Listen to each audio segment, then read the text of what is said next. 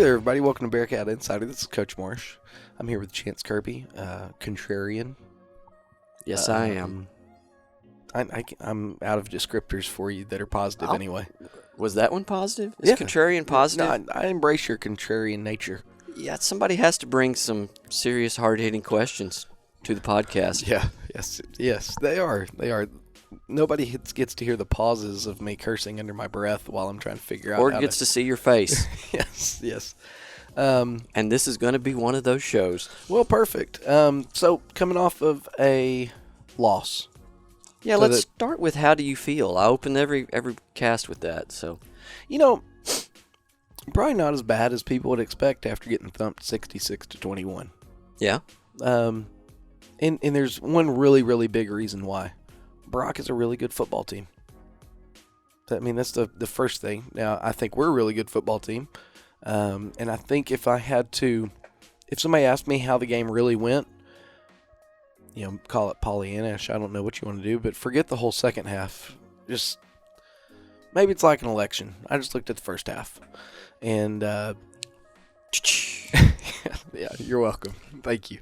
But I looked at the first half, and, we go in halftime losing, I do believe, 36-21, if I remember correctly. Probably don't remember correctly. I think you do remember correctly. Okay. And, we'd gone for it on some fourth downs and didn't convert. Missed some tackles. We had him, and he inexplicably let him go. And, things like that, and you look at that, and that was a good half of football for us. I think it was. Me being the contrarian, I'm actually coming into this pretty positive. I'm going to shock you.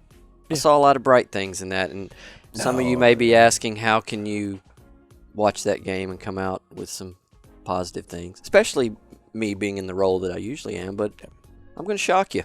No, and I don't know. Obviously, do we want to win? Of course we wanted to win that football game. We knew going in the standard kind of that Brock brings to the table, and those that listened to the pregame knew that, hey, they're going to be good.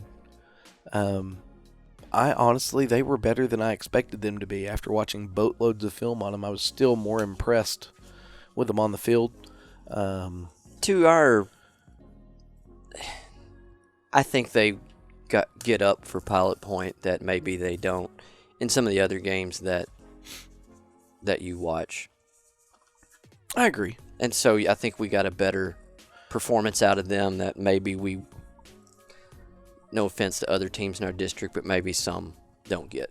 Yeah, no, I agree. I think when it comes to pre-district or pre-playoff scheduling, I think Brock Price circles the game with us, much like we circle the game with them, because we know it's going to be a good measuring stick against an excellent team. Now, I hope that people out there listen to our scouting report, because it was a good one.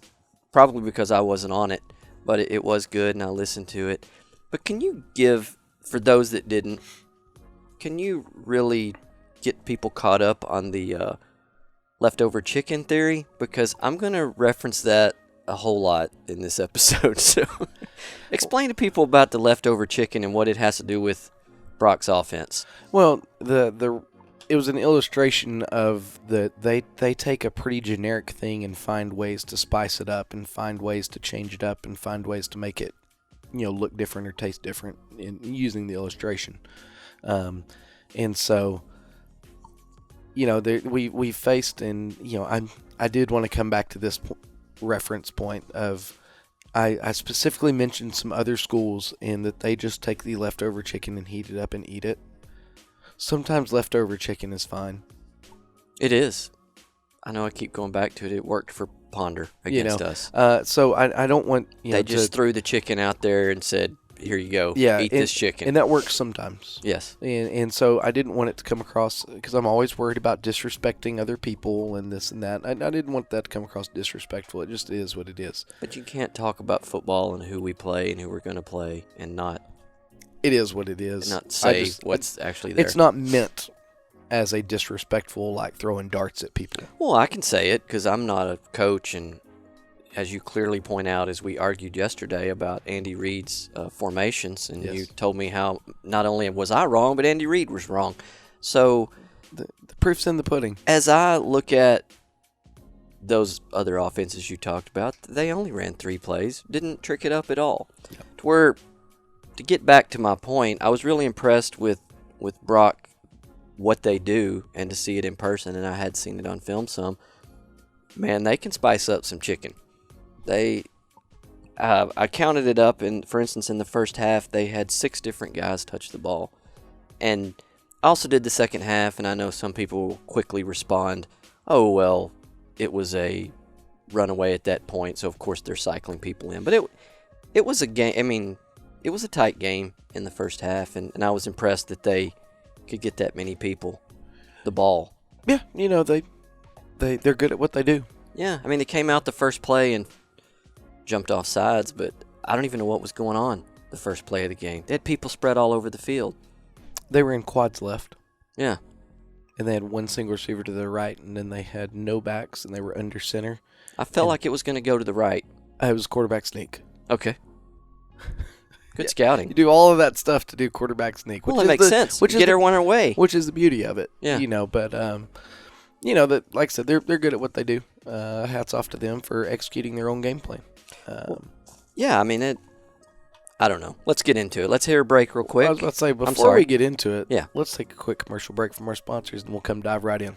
Since 1983, the Scott Walker Insurance Agency has been covering the insurance needs of Pilot Point. Regardless of what that need may be, they have you covered, offering homeowners, auto, life, farm and ranch, and commercial. Give them a call at 940-686-2692. That's Germania Insurance, the Scott Walker Insurance Agency, located just north of the town square at 211 Scott Lane in Pilot Point, Texas. Scott Walker Insurance Agency, always there to help.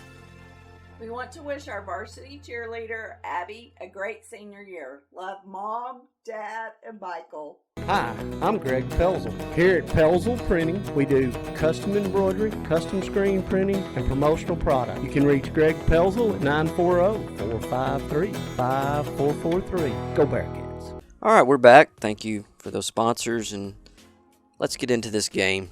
It's going to be a little different this week. I know you guys are listening, and it's like, is Chance really going to beat us down with every Brock touchdown? Or you're asking that. I can see it in your eyes. Yeah, I'm actually not going to play any of Brock's touchdowns. We're just going to talk about them. I lived them. I'm not even going to, may not even talk about all of them. But anyway. Well, here, we can preface all of them. Brock's really fast. Cash is really good. Cash is every bit as good as advertised. And let's talk about how you advertised him. You said take the best thing out of every player that we've played this season, and he's better than that. When you mash it all together, yeah. And it's like a creative player on Madden. And then you also said he's not a jack of all trades, master of none. He's a jack of all trades, master of everything. Yeah. And he lived up to every bit of it that you advertised. No, he is good. He does not listen to the podcast, apparently, because I did not get a big thank you from him after the game. He didn't ask to take your picture? No, that was Ish. Yeah. I took the picture. Yeah, I saw it. Yeah, well. But let's get into it. So what you got? Well, they kicked us. We received, started on our own 24. I want to say something about our offense. We came out throwing. Yeah. I don't know if you guys saw something or what the reasoning was, but I think that the populace was happy to see that. I thought Coach Peacock had a great game plan. I did too. I really enjoyed what we were doing. I thought that, and he dialed it up, and it was near misses, is what it was. Yeah. Again, right off the bat, we're going at them, and it's just a little too long on a couple throws and a little too wide on a throw, and but we had open receivers. I felt really, really good about it. And that's kind of where I was leading into earlier, saying that I'm not as down on this as some people tuning in may be like, man, I can't wait to hear what Chance has to say and how he beats up Coach Marsh over this. There were a lot of positive things, and we are playing the number one team in state. I think people just, the last time we played number one in the state, we absolutely dominated Wall. Yeah. So maybe that's just the expectation now. Yeah. I mean, I don't know. But all I know is that Wall did not have Cash Jones. True. Anyone that spoke to me last year, if we would have done this podcast, you would have heard me screaming from the top of the hills that Wall was not the number 1 team in state. They anyway. They weren't. But that's okay. But moving on. We digress. We go 3 and out, but not for lack of trying, and then we punt to Brock. They start their own drive on their own 41. And then to flash back to your days in high school, I used to always think that it was about Brad Baca. People would watch our film. They would tell their kids, this guy's special. Be ready. First play, we would always break it off for some huge gain, sometimes a touchdown, and the kids would be like, he is even better than you told us. We need to even take another step back or be on our heels. And I think that's kind of what we ran into with that first play with Cash. They had a false start their first play, but second play, Cash 64-yard TD.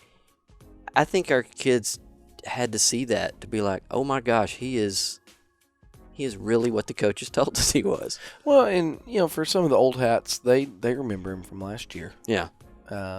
He's special. He's good, and I promise I'm done saying he's how special he is. But they you're right. You see it, you hear about it, but there's no JV kid that's going to simulate it. And then all of a sudden it happens in real life, and you're like, oh. Yeah, I mean, it happened back in your day against Salina. Brad broke off. I think he might have scored the first play of that game or the first drive with the big run. And then the playoff game, you guys lost. First play. They took off, and Brad was gone. Feeling good about it. And then after that, they're like, okay. So yeah. I think that was some of that. You kind of have to see that to believe it. Yeah, no, and you're right. And that's the way it always is. You can tell somebody that a receiver, you can tell a corner, hey, man, that receiver is really, really fast. Oh, yeah, whatever. I've seen a fast receiver before. And then all of a sudden, like Tyreek Hill for the Chiefs. Mm-hmm. And he's fast. His nickname's Cheetah, for God's sake.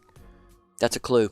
Yeah, and then you prepare yourself, and then all of a sudden he's behind you, and then it's like, oh, okay, he's that fast. Yeah. And so, yeah, there's a little bit of a curve to it. Well, how we responded to that, I was pleased. And when I had talked to some of the kids during the week, they I'm sure were regurgitating what you guys told them. But they said, Brock's going to get their big plays. The question is how we respond and what we do when they get the big plays. And the kids did well. Yeah, that kind of turns into like a Remember the Alamo type thing. Yeah. It's your rallying cry, unfortunately. Yeah. But it's your rallying cry. Mandy, we just got to respond. We just got to respond. They're gonna break off a long run. They're gonna have success. Now, how do we respond? And man, I thought our second drive was about as worthy of a response as you can imagine. It was. I was very pleased with it. We went down, had 13 plays, and scored 23-yard pass from Max to Big Play Jay. Big Play Jay doing Big Play Jay things. Play action pass. Max Holler, throw the ball. Jay Cox caught. Inside the 10, inside the 5. Touchdown, Jay Cox. Wide open again. Great call by Peacock. Yeah. And I thought that drive, Coach Peacock had such a good feel for what he wanted to do. And he did a great job of setting things up and changing things up. And he was in such a great rhythm as a play caller. And it's nice whenever that happens. Whenever you get in a rhythm, you're like, man, we're going to do this. We're going to do this. It sets up that. I like this play. I like that play. And then all of a sudden you string together some good play calls. And a lot like the podcast that we did with positive attitudes leading to success, mm-hmm. the confidence starts going up as a play caller where you're like, man, I'm rocking and rolling, and you feel really good about it. And Coach Peacock should have felt great about that drive. It was awesome. He did such a fantastic job, and it's evidenced by the fact that when you're throwing the ball to a wide open receiver, you set it up on the tee and you hit a home run. Did they? You talked about in the scouting report. Did they present the defense to you guys that you expected them to? Yes. Okay, that helps. Yeah, they were what we thought they would be. Okay. I've heard that before. Kind of. But I didn't finish it with we let them off the hook. Yeah. Because we didn't. But in any case, yeah, I mean, I think that schematically they were exactly what we thought they were going to be, and they did exactly what we thought they were going to do. you just can't account for the Johnnies and Joes. Yeah. And sometimes it's about the Johnnies and Joes, not the X's and O's. I've never heard you say that, Coach, speak before. Yeah, I'm going to mark that down. Yeah, mark it. But no, they're good. They're free safety number 20. A lot of plays throughout the year that have been big plays for us, where all of a sudden Ish takes it 60 or Max takes it 70 or anything like that. Number 20, he made it to where it was like an 8-yard gain instead of a touchdown because of how athletic he is and how good of a tackler he is. He's a very, very good football player. He's a fine football player. Well, we tied up 7-7. Yeah. Everybody's feeling good. Sure. And then we kicked Brock. They started on their own 28. First play, Cash, 44 yards, but he doesn't score. And then, but they do work it out, and they finish that drive with a 12-yard touchdown, 14-7, Brock. Feels like it's going to be one of those games. Like we're going to swap it back and forth, and it's just going to be who's standing last. Well, if you go back to the pregame, in my boxing analogy, Yeah, it was setting up perfectly. it was. But we were hanging on. We were haymaker to haymaker, yeah, it just didn't turn out. We couldn't pull off Buster Douglas. Well, we played twice last year, and we won the first one. How'd that work out for us? So. Yeah, that is something. I don't want to say you want to hang your hat on that. That's a dangerous thing to hang your hat on, but No, but if you're going to lose one, you want to lose the first one. I'd rather lose this one than the next one. Yeah. God willing that we get to play him again. Yeah. If I have to pick one or the other, I'm picking to lose the first one. Yeah. I don't think our kids feel that Brock is insurmountable. I think we have a good measuring stick, though. I think we kind of know what they are now. Yeah. There won't be a shock the next time. Yeah. Just the thing is they're going to have a whole different playbook. Well, they're just going to spice up that chicken. I'm telling you. That's the key. It's all about the chicken. It is. We just need to be able to look into their cabinets and see what's in their spice rack, and then maybe we can figure it have out. enough game film. All right, so going to our third drive, what you got? All right, so on our next drive, we turned it over on downs. We were forced into a fourth down, and then we went for it and didn't get it. I thought it was a great play call. Yeah. I really do. I thought that I thought it was set up, and then somehow somebody kind of ended up laying down in the hole, and Max had to leave his feet. And whenever he left his feet, his momentum stopped, and he ended up just being about half a yard short. But one thing I did like was the aggressiveness. Yeah, and I feel like some people may question you guys, not me in this case, but I mean, if you want to, some I'm out there here to say, answer. well, no, but I think some may say, well, why not punt? From my point, I don't know how you can, because it's obvious that it's going to be a shootout. Yeah, there's no advantage to punting there. There's really not. And there's two ways to think about it: is you can punt, and you can trust your defense. No offense to Coach Freeze. To this point, I didn't see any reason to think really in high confidence that we were going to stop them. Yeah. And if you do punt it, that just means they get more total yards. Yeah. So why not go for it? Yeah.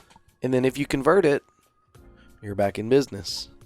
If you don't convert it, I just think that you're not showing much confidence in your own team if you say, "Oh, punt, guys, big time ball game, and we have to trade blows, and by forfeiting a possession by punting." I think you're just kind of saying, I don't know about this. I mean, we'd been rolling pretty good. It wasn't a 3 and out. I think it was a 7-play drive. It was, and then you also have the at that point, because we started on Brock's 47. If you do punt, you've got that whole net. Yeah. If we get it in the 20, punt it and don't coffin corner it, then you're going to lose 20. All the percentages, and there's no manual for this. There's no calculator that you input stuff into and it gives it out. You have to look at it, and the risk to going for it was the same risk with punting it. They get the ball back no matter what. Yeah. Unless we convert. Well, the only way we can convert is by Go going for it. And so you go for it, and you give the offense the pat on the back and say, hey, let's do it. And I thought it was a great play call. Well, we didn't get it, and then we give it back to them on the 21, and then one play, Cash takes it 79 yards. Point proven. And what I want to ask you about that, and I don't know how much you can tell me or you're willing to tell me, what's the talk? What's going on at that point? I mean, they've given it to Cash 3 times he's had it. He's ripped off big runs. I don't know. Well, I'm looking at it like, my gosh, what are we going to do? And I know you guys don't panic like that, but there had to be some discussion at some point. We're going to have to make these adjustments. Well, if you look at the tape, there's very few plays where it's just a Brock kid running in the open field untouched. There's no other way to say it except, man, when you... This particular touchdown, 2 people had their arms on him. I'm not... I mean, you don't want to put it on the kid. No, I'm not, but... Like that. But, I mean, you as a coach, when you get to checkmate, because we always bring up checkers and chess. And You so do. When you get to checkmate, what's your expectation? You win. Yeah. Because I put my pieces in position to put you in checkmate, and you cannot win. Well, unfortunately, when you have, a player that's really good, sometimes you get them in checkmate, and they still find a way to wiggle out of it. And so you have to have a difference of, and I'm not going to pick on Aston. I'm just going to use him as an example because I can talk crap about him because I'm standing right here in front of his father. So you can punch me if you want to. Doubt it, but fire away. If you put Aston and Cash in the open field for a one-on-one situation, I'm going to expect that Cash is probably going to make the play because you have a battle-tested senior and you have a young, inexperienced sophomore. Well, there was a play down, I think it was in the third quarter. It was Aston and Max, or Aston and Avery. They had him pinned on the sidelines, and it was still just crazy. And so that's what I'm trying to say is you get them in checkmate, and sometimes you just have a player that can get out of checkmate. Yeah. And you engineer these things to where, Aston might end up being the kid that has to make the play. Well, is the spry young sophomore going to come through, or is the battle-tested senior going to come through? So you're saying in those situations on the sidelines, you guys have to decide, is this a schematic problem? Is this an execution problem? Or is this a combination of two? Is it a talent problem? Yes. Is their kid just better? And that happens. In this case, no offense, Cash is that guy. Cash is that guy. Yeah. I mean, I'll tell you this, and I saw it time and time again. And I've seen it over my career. You have a kid that is just that good. You do have to sometimes just accept that they have an athlete who is better than your athletes. And that sucks. And it sounds like a cop-out coming from a coach. Yeah. But it's not. Because it's like, the some of the poor kids who've tried to tackle Ish. At some point, as a coach, you just have to say, man, that 21's pretty good. Yeah. And I don't have an answer for him. So we just have to hope that we hustle, and we have to hope that, we can hem him in long enough for the help to get there. And, I had someone this weekend, I saw at breakfast, compare him to someone that's near and dear to your heart, was John Henry. That's the last time they remember seeing somebody like that versus the Bearcats. Oh, yeah, and John Henry was the man. Yeah. He still is. I'm whenever we visit him down in Lorena, he still looks like the real deal. So you still can't tackle him? I wouldn't try. He would hurt me. Yeah. All right, so moving on. It's 21-7. We get the ball back. we tried to get stuff going through an incomplete pass and a sack, and then we had to punt, and then that's the end of the first quarter. Just to go back, I'm sorry, this stands out to me. The guy that you just said, Cash reminded them of. Yeah. How long ago was that? 88, 89? No, but you said you weren't going to say he's special anymore. No, but how long ago was that? 30 years. 30 years? Yeah, he's a generational running back for 3A. Thank you. That's the point I'm trying to get to. Is if you want to even be further confused, but you can also talk about the genius of the Georgia program. They have offered him a scholarship. But if you go to the Georgia chat rooms, the people that don't know him are complaining about, why are you offering a scholarship to a 0-star athlete? They know.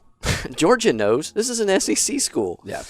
Well, and like I said, if you're talking about a running back from 30 years ago that was multiple-time All-Stater, Super Syntax Player of the Year. Of course, he played for the Baylor Bears. So back in that day, that did really mean a whole lot because they were legit back then.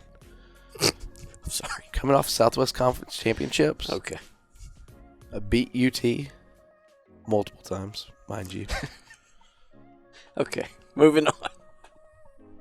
We're really going to do this right now.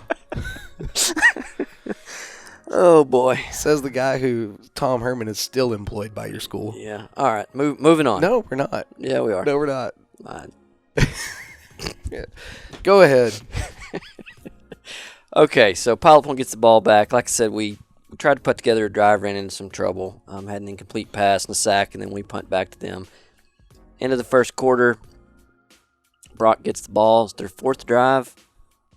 3 and out. It's the first time we put Brock in that situation.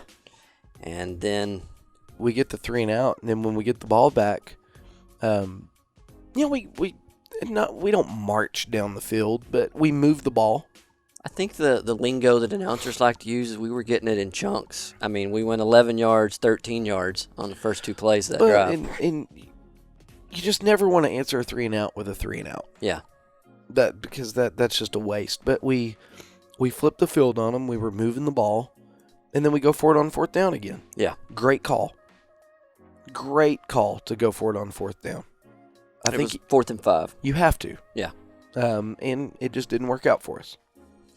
Did it seem like to you, it did to me, with my uneducated view on things, they committed to Max was not going to beat them with his feet? That's who they said, this is the guy we're going to make sure doesn't do anything to us. Well, the Achilles heel of the style of defense that they like to run is a quarterback that can run. Yeah. And so by taking that away, you're taking away the Achilles heel of what's going to hurt your scheme. So I think they did make it a focus, and it showed. Yeah, and that's the main reason I think they made it a focus is Max didn't have his normal game, so obviously that was a priority to them. Yeah, no, they did well. So Brock gets the ball back. They score on a 14-yard TD. It's 28-7. And then we get going again. Good drive, starting our own 32. Start moving down the field. We hit Jay again for his second touchdown of the night. That is a 17-yard TD pass. Play action pass. Max Holler's going to throw a fade right into the end zone. Has a man. Caught. Touchdown, Bearcats. Anything you remember about that? Ish ran well that drive. Yeah. He kind of hit 2 big runs, 15-yard and a 12-yard run on that drive. Yeah, and I he ran tough. There were a couple times where I thought he tiptoed a little bit, but it's hard for me to really complain because there's a lot of traffic. Yeah. I thought he played a good game overall. That touchdown, I was impressed with it on a different way. I don't think anyone would confuse Max with the passing quarterback. I think that's fair to say. But it very much looked like a perfect passing quarterback. I mean, he dropped down, back, the ball just dropped right in there on the run, caught. Yeah, and it was a good throw because it was a tough throw, Max put it in a window where Jay was the only person who had a chance. Yeah, I mean that. And I thought it was a good-looking play. And, again, hats off to Coach Peacock, dialing it up. Every time you think you've seen everything in Max's toolkit, back to that big word I used last week, maturation. Last week he's stepping up in the pocket and firing touchdown passes. This week he's getting balls in there to where the only person that can catch it is the receiver. He didn't play a perfect game, but I thought he played a good enough game. Yeah. On the coaching side of things, there's some specific plays where we think that it leaves a little bit to be desired. But, for the most part, he did a great job. I'd go to war with the kid anytime because I know I'm getting his best effort all the time. Yeah. And so, I think you could say as a staff, we're very pleased with the way that Max plays. I feel confident saying that. Yeah. So it's 35-14. And from where I was standing, it felt like this might turn into a game. You start looking at it, and, they've had success, but you talk about chunk plays. They're breaking off touchdown runs that are insane, and scoring from distance. And then, we're working for it, but we're having success. We've been stopped on 2 4th downs. You sit there, and I know my personal opinion right there was, man, it's still a 3-score game. People are like, oh, it's 21 points. It's a 3-score game. Well, you start thinking about it. You get a stop and you go score. That can happen. Yeah. And so when you get the stop and you go score, now it's a 2-possession game. And then you're saying, well, let's just do it again. And you just, I think at 3 scores, you still have a glimmer of hope. I really do. Because, it's just at that point, it's momentum. Well, 3 scores that early, too. Yeah, I mean, we had plenty of time. And so...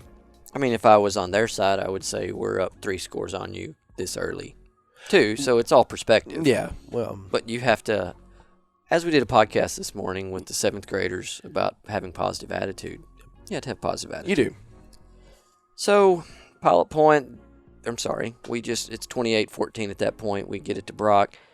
5-play drive finishes with a 32-yard touchdown run by number 11, 35-14. Then we start our 7th drive, and we close it out with a 2-yard TD. Takes a snap. They're going to do a quarterback drive, get a good push going, and Close. they're going to. We got a touchdown rule. I think Ish got in before the 2-yard TD. He had a 24-yard run. He stepped out. He did? Yeah. Oh, man. So I was going to call controversy. Man, I told him, lay out at the 2 and get that ball across the pylon. Yeah. Don't. So his plant foot that he used to jump, that's what went out, I guess. Yeah, it was. Yeah. His right foot, whenever he planted to try to get in the end zone, caused a problem. So Brock gets the ball back on their own 35, and instead of running it out and going to halftime, they have every intention to score. And they should have. Yes. So that's what they did. They start driving down the field. Had some miscommunication or something on the first play. Number 8 ran around the right side and just got behind Ish. What was that? Ish didn't get his hands on him.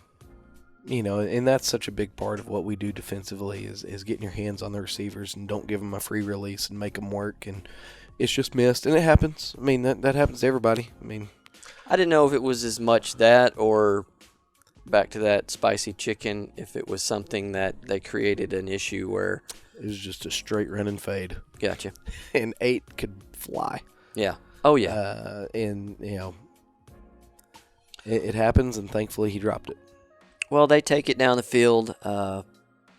They run another play and get a big play to Cash, and that's the one I was talking about earlier where I think it was Max and Aston down there trying to tackle him, and they had him pinned against the sideline, and he was still making it happen. Fortunately, there was a holding call there, and that one came back. Yep. But then, darn it if they don't outdo themselves and throw it to 12 the next play for 46 yards. And anyway, they work it down, and they do get that field goal. There was another controversy, which I did double-check. The announcers, our guys, were a little upset, saying, how can these 3 plays take 11 seconds? But if you will go to our YouTube channel like I did and set your countdown clock at 11 seconds and you work it Way to go, clock keeper. It felt terrible at the time, but you did it right, which is the way those usually work out. You're going to be shocked by this first statement that I'm about to make. The referees made a mistake. Okay. If you're a quarterback, in order to clock the football, what do you have to do? Actually throw it on the ground?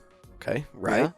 Yeah. I wasn't paying attention. If you're an offensive lineman and the ball hits you before it hits anybody else, Fumble. Illegal touching. Oh, okay. 5-yard penalty. Yeah. Okay. If you look at your wonderful sheet here and you get down to play number 4, Yeah. which was right after the big run to number 12. Mm-hmm. Okay. When he clocks it, Don't be using my notes against me. I am. When he clocks it, it should have been illegal touching, which is a penalty. Mm-hmm. And there's a possibility that we could have talked the refs into a runoff of 10 seconds because of it's an offensive penalty. Yeah. Either way, it makes it more difficult for that kick. Yes, but the refs missed that. It's shocking that you noticed that. Yeah, I complained. Oh, did you? I did. But, They didn't have any interest in doing it. Do you? You know, and I say that I thought the refs called a decent game. I do, and I know that holding happens, and I could hear the commotion about holding penalties. I fussed at your son about this. Is that he was complaining about a hold, and I said, how are they going to get a hold whenever they're just driving you down the field, and you're not making an effort to get off the block? Yeah. You got to sell it, man. If you're getting held, you better try like crap to make a move or do something to make that official say, well, he's not just getting the crap blocked out of him, he's getting held. Yeah. And I think that's where there's a less of a problem that I have with some of the lack of holding calls. Now, Ish got held like a big dog one time when he was on their sideline. And it might have been on that same drive. I don't know. I don't remember when it was. I just remember being upset about it. And so was Amanda. I heard her. Oh, there you go. On that point about the referees, do they not measure anymore? There were 2 times in the game that I was really confused why there wasn't a measurement, as was John and Ryan. I think it's a lost art. They don't do it much in the NFL anymore. No, I just don't think it's as much of a focus. Maybe, they trust their eyes. I don't know. Is that not an option that you guys have to demand a measurement? No. Coach David will say it. Hey, why aren't we measuring this? Yeah. And you'll usually get, wow, Coach, it wasn't even close back. I don't understand. Okay. So it's a mystery to you guys as well? It's a mystery. I just knew you were going to clear that up for me. No, I'm sorry. I wish. All right, so that closes out the half. They hit that field goal, 28-yarder, 38-21. We go into the half, and I'll sum up the whole second half whenever we come back from this commercial break. Bearcat fans, one thing that I love about walking into the field house is looking at all the old pictures that you have from years past and being able to relive the history of those great teams and great players. And I love walking through with my sons and showing them a picture and saying, man, look at that guy, and telling them a story about a great play. And you can have the same opportunity to do that with your family by using Ashley Marsh Photography to capture your family's great memories. Seeing those pictures of your family will allow you to talk to your kids or your grandkids and tell great stories about things that you've done or things that you've seen, or just funny memories that you might have. So if you ever want to document your family's history, please contact Ashley Marsh Photography. You can find her on Facebook, on Instagram using Ashley Marsh Photography, as well as her website, ashleymarshphotography.com. Located in Pilot Point, Texas, the Chandler family has been making custom cabinets for over 40 years. As a team, Chandler Cabinets is committed to designing and building the perfect cabinets for you. They will make the process comfortable and stress-free by personally guaranteeing a superior product built on the standard of superior craftsmanship and immaculate customer satisfaction. From concept to completion, perfect form and function. Chandler Cabinets is an award-winning company with a reputation for consistent innovation at the highest level of design. You can find more information on Chandler Cabinets at chandlercabinets.net or on their Facebook page, Chandler Cabinets. Chandler Cabinets, 40 years of excellence. all right, we're back. I ask you every week. I'm going to ask you again. What was it like at halftime? There was some frustration. And not like yelling and screaming frustration, just can we please answer the question why y'all were doing this? And then adjustments were made, which if you look at the tail of the tape, I don't know that it helped. But there was at that point there was no reason to go in there all gung ho, ready to rip tail and this and that. We do what we always do. We focus on coaching them up and trying to make adjustments and try to get people in the right spot and try to fix some things. And it was, I guess, just a typical halftime for the Bearcats. Calm and collected, and what do we need to do to try to get better? Well, like I said when we opened the cast, I'm not going to go over every Brock touchdown, and that's pretty much all that's left in the second half. So you want to summarize the second half and give the high points? They scored a lot. We didn't score at all. That's an interesting summary there. But I will say this, because this is the first thing that you kind of hear, because this is the first thing that I heard, is those jerks from Brock that were running up the score on the Bearcats. No. I did not, from the sideline, I did not get that feeling at all. And I can present some evidence that they weren't running it up, if you would like. After my evidence. Okay, go right ahead. Brock has big dreams. They have their expectations, they have their goals, and they have to work towards those goals. So the screen pass to Cash Jones in the fourth quarter, I do believe, that was maybe a 38, 40-something yard score. People would say, well, why in the world are they up by 30 points throwing screen passes to the arguably best player in the state of Texas? Because their weakest point of their offense is passing. That's it. I don't take that personal. I would rather them have passed. It would have been awesome. Yeah. I don't take that personal. No. I mean, if I felt they were intentionally trying to run up the score, then I would take it personal. They were working on stuff they needed to work on. No different than we do when we've been up on other teams. Yes, and you still have things that you have to accomplish, and nothing is like game time. When you're in the thick of it, in the heat of the battle, you're on that razor's edge of competition. That's the best time to try to figure stuff out, in against what I feel like is a pretty good football team in us. The studio's falling apart after you talk. Yeah, no, I need to go check on my dad apparently. But no, the thing is what better place to work on it than against a pretty good football team? Sure. And so I just don't subscribe to that theory that they were trying to run up the score on us. Now, your evidence. My evidence is in the second half, Brock had 11 different people touch the ball. Now, no matter how you want to spice up that chicken, if you've got 11 different people touching the ball, you're not trying to run it up. 11 different cooks in the kitchen.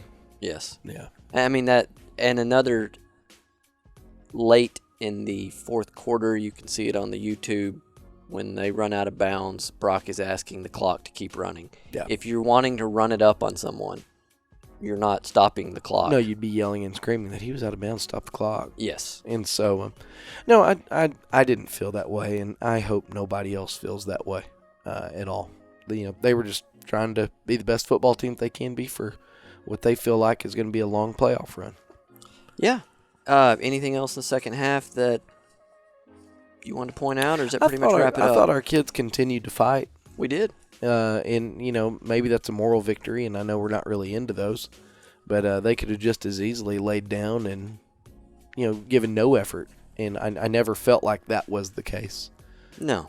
So it's nice from a character standpoint to know that our kids are fighters. And I hope that we play them again, and I said this last year when we played them the second time. I would have rather lost the first game. I think it makes the attitude and the approach you have coming into it better. I feel like we've taken their best shot. I don't know how they could play a better game than what they played. No. And want to be clear, I was not coming into this game saying, man, I hope we lose this so we'll have a better attitude if we play them the second time. But I'm saying it's not the end of the world. No, seeding. It's far from it. And, again, would it have been nice to win? Man, heck yes, been two-time consecutive district championships, and unseat the number one team in the state of Texas. Oh, man, that would have been awesome. But the positive spin is we already knew we were in the playoffs. We already knew that we were either going to be a 1 or a 2 seed. And so, yeah, it wasn't the end of the world. Well, let's go to a commercial break real quick. Then we come back. Let's talk a little bracket. Pelzel Barbershop and Salon and Southern Junkies has been home of the Bearcats since 1973. Whether you are looking for a classic crew cut or the perfect game day outfit, we have you covered. We carry a few fan favorite brands including Hey Dude Shoes, Judy Blue Jeans, D Supply Clothing, and Orleans Candle Company.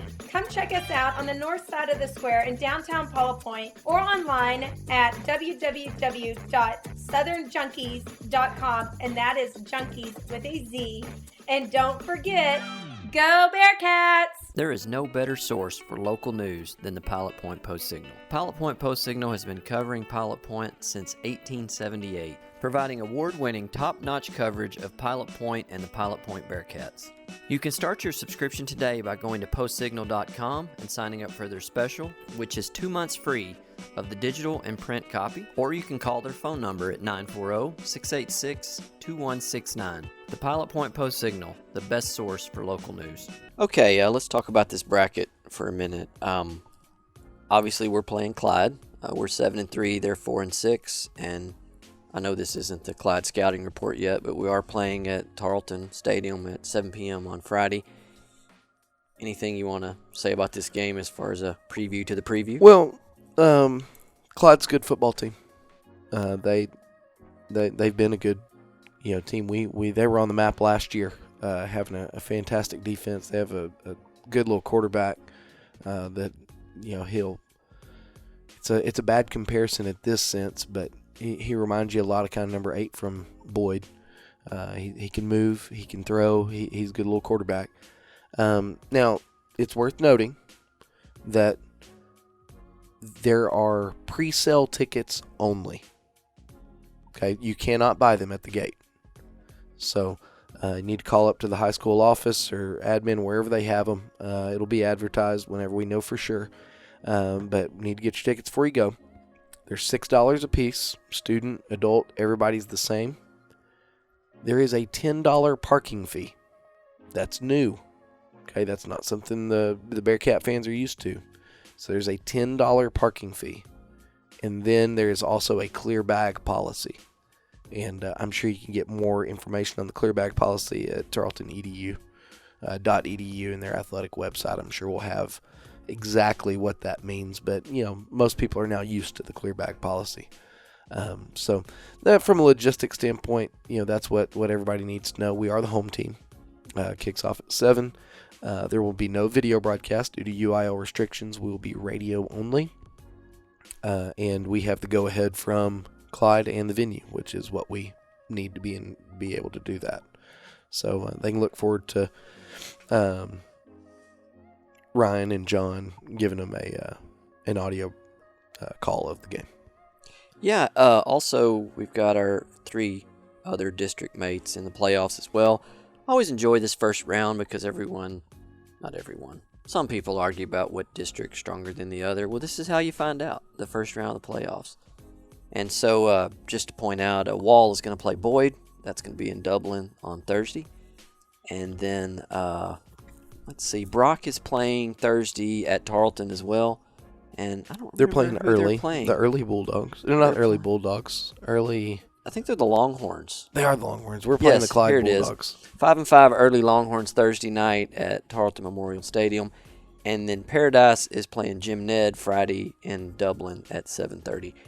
And I'm cheering for 3 of the 4 teams in our district. I'm not going to say who I'm hoping's one and done, but if y'all listened to our podcast in the past, it won't be hard to figure out. I'm actually cheering for Paradise. Okay. Wow. Pull the curtain back. Well, here's why. If you look to the future, I would much rather have the option to play Paradise than Jim Ned. So it's all selfish reasoning. Spoken like a football coach. It is all selfish reasoning behind that. But I think that I think we have a good chance as a district to either tie that battle or win it. Professor Diggs picked us to go 3-1, our district. That would be my call. Yeah. And then, after, God willing, we get to where we're going to the deep West Texas, and what's coming out of, I do believe, District 1 would be where we would go next. Well, District 1 and 2? 1 and 2. And those of you that are into the bracket and want to watch it and haven't looked at it yet, we will be playing the winner of Shallow Water and Amarillo River Road, and they're playing Thursday at Shallow Water. Yeah, got a home game. They in home the and first homed round. it. So we'll know on Friday if we win. Yeah. Who will be playing? And you never want to look ahead, but well, you want to look ahead and see who you might play. Yeah, you never want to look ahead with the assumption that you're going to be there, but you want to cautiously look ahead so that you know what's coming. Yeah. But we do know, Bearcat fans, to pack your bags, be ready to travel. If that's When what you are the happens. furthest east team of a West District in the state of Texas, be ready to travel. Yeah, and so no matter what, if it were River Road or if it's Shallow Water. I've never been to Shallow Water. I've driven by that River Road school many a time driving to Colorado, and the one that says Amarillo River Road, they ain't joking. That's Amarillo. Is it on a river road? I think it is River Road, but that's probably named because of the school. I don't know, but you drive right by it. Well, if you go the way to Colorado, I do anyway. Okay, well, very good. Well, I do want to close out with one more thing. Go ahead. I like you say, and I don't want to make excuses either, but before you beat up our defense too much, if we would have went into the Brock week with the third string quarterback, we may have had struggles. Not because of the reflection of that third string quarterback, but because he had 1 week's prep time against the number one team in state. Yeah. And I do want to point out that on defense, we did have a third string quarterback, or in this case, middle linebacker. Like I said, nothing against him. Of all the weeks that you have to be thrown into the fire. Yeah, well, he did. And he did all he could do. He got baptized by fire.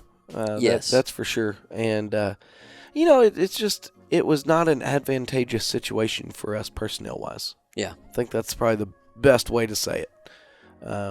We were down some people, and people were having to play more minutes than they are accustomed to. People were having to start that are not accustomed to starting in that position. And to do all that against the number one team in the state with arguably the best player in the state, Cash Jones, it's tough. And I think it sends a ripple effect. Again, not an excuse, just a fact. Everyone knows out of habit where the other guy you're used to playing with is going to be. There's unwritten, unspoken things that people react to. And when you put a new guy in, if we were scrimmaging our JV, it would have been noticeable that a new guy is in there.